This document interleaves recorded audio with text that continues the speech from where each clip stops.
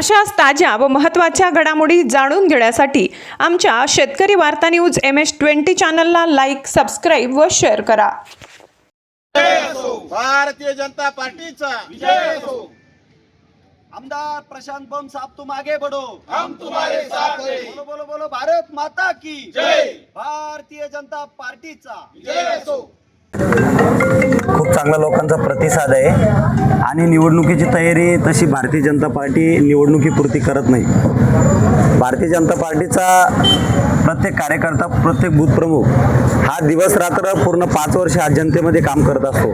त्यामुळे अशी वेगळी तयारी करण्याची काही आम्हाला म्हणजे असं काही वाटलं नाही, पण लोकांचा खूप चांगला प्रतिसाद आहे। केंद्रामध्ये भारतीय जनता पार्टीचं सरकार आहे, राज्यामध्ये भारतीय जनता पार्टीचं सक्षम सरकार आहे। या मतदारसंघाचे आमदार आदरणीय प्रशांतजी बम साहेब हे राज्यामध्ये सर्वात जास्त विकास निधी आणणारे आमदार म्हणून ओळखले जातात।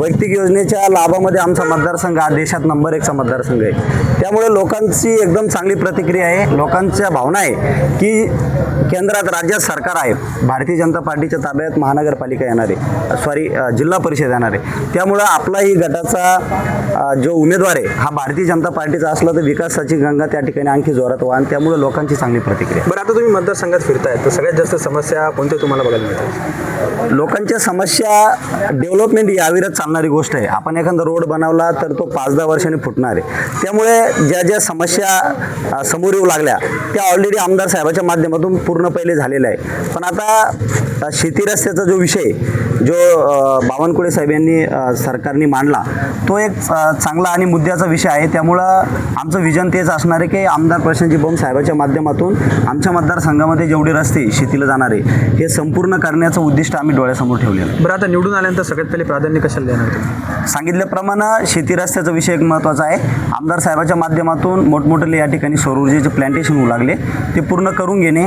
शेतीचे रस्ते मंजूर होऊन आल्यानंतर छोटे छोटे शेतकऱ्यांचे प्रॉब्लेम असतात, हेवे दावे असतात, ते बसून सोडवायचे, ते कामं पूर्ण करून घ्यायचे। त्यानंतर शाळेचा एक विषय आहे शिक्षकांच्या बाबतीतला की सर्व शिक्षक मुख्यालय राहिले पाहिजे। त्याच्यानंतर चांगले दर्जेदार शिक्षण गरिबांच्या लेकराला मिळालं पाहिजे। ज्या छोटे छोटे प्राथमिक आरोग्य केंद्र आहे यामध्ये अधिकारी त्या ठिकाणी राहत नाही, रुग्णांची खूप मोठी हेळसांड आहे। त्यामुळं त्या गोष्टीवर लक्ष देणं गरजेचं आहे। आमचे याच्या अगोदरचे जिल्हा परिषदचे सदस्य सन्माननीय जिल्हा परिषद उपाध्यक्ष LG गायकवाड साहेब यांच्या माध्यमातून मागील 5 वर्ष चांगले कामं झालेले आहे। पण मधल्या 3 काळामध्ये प्रशासक असल्यामुळं मग ती पंचायत समिती राहो, जिल्हा परिषद राहो, महानगरपालिका राहो, त्या ठिकाणी वाच नसल्यामुळे, लोकप्रतिनिधी नसल्यामुळे त्या अधिकाऱ्यांचं थोडं आहे इश्यू, तर तो आम्हाला प्रामुख्यानं त्या ठिकाणी करावा लागणार आहे, सोडावा लागणार आहे। बरं, जनतेला आता काय आव्हान करायला मतदानास? मी जनतेला एकच आवाहन करणार आहे की आपल्या समोर ज्या ज्या पक्षाचे 3 उमेदवार आहे, तुम्ही एक त्यांचं सर्वांचं त्या ठिकाणी कंपॅरिझन करा, तुलना करा की जे उमेदवार आपल्या समोर आलेले आहे यांनी अगोदरच्या 5 वर्षामध्ये 10 वर्षामध्ये काही लोकांचे कामं केलेले आहे का, आणि निवडून आल्यानंतर हे कामं करू शकता का, हे करावं। आणि दुसरी गोष्ट अशी ग्रामीण भागाच्या निगडीतच्या या निवडणूक आहे की आपला उमेदवार निवडून आल्यानंतर याला आपण हक्काने जी गाडी उभी करून काम करून घेऊ शकतो का, याला फोन करू शकतो का, हा फोन आपला घेऊ शकतो का, या गोष्टीचा विचार केलाच पाहिजे। कारण की ग्रामीण भागाच्या निगडीतली निवडणूक आहे आणि एक खूप महत्त्वाची निवडणूक आहे। आणि दुसरं मी आव्हान या ठिकाणी सर्व मतदार राजांना हे करतो की सर्व इथून तिथून गल्ली ते दिल्ली जर सरकार असलं तर कामाला खूप गती येते। निश्चितच स्वतः प्रचार करत आहे। भारतीय जनता पार्टी ही 365 दिवस काम करणारी पार्टी आहे। त्याचं सर्वात महत्त्वाचं कारण की ही चळवळीतली पार्टी आहे। सतत निवडणूक म्हणून भारतीय जनता पार्टी कधीही काम करत नाही, तर सातत्यपूर्ण काही ना काही विषय घेऊन, सामाजिक विषय घेऊन जनतेमध्ये जाते।